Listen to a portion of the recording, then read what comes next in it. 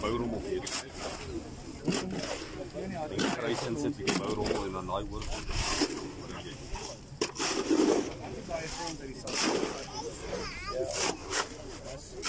Voor die onder topje om bomen die staan.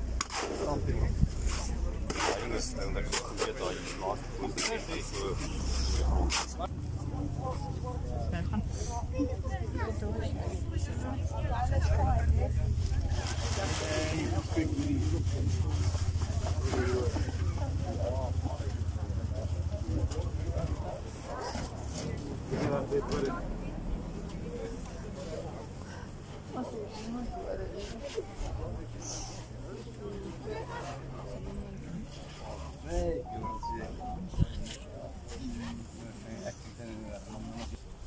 simpatie, medelee, en weet net, ons is altyd daar.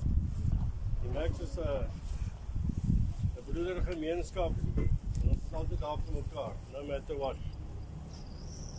Het is nie lekker om vanmiddag hier te staan nie, en te weet, een van ons boeties, wat oorlede is op die perseel, of die besef, ons kan sy aanvoering hier so volg, en het is vir ons ook 'n voorreg, om dan afskeid te neem, van so boetie.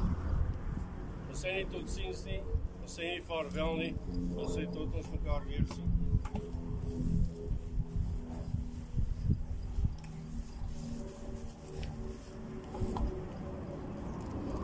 Die stilte is al wat ons vra. Die hartseer is die arms om jou wat jy kan dra. Ek gaan 'n oomblik net so vir stilte vra so vir 30 secondes en dan sal ek afsluit sommer net met 'n gebed. Laat buig net die hoofde.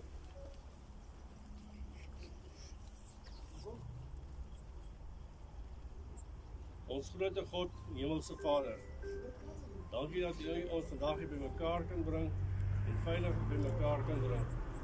Alhoewel dit 'n hartseer tyd op aarde is, die blydskap in die hemel.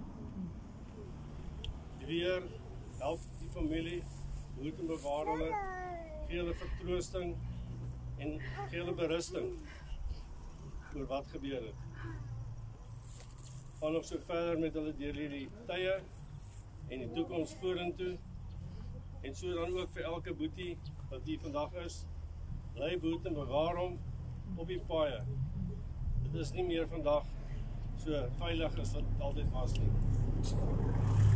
U is altyd saam met ons op die motorfiets en U weet wanneer U kinders kom haal.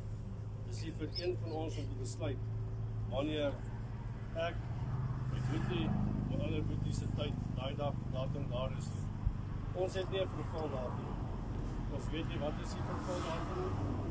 So liewe Heer, ons berus by U, dat U een van die kinders kom haal het en wat saam met U in die koninkryk van God is.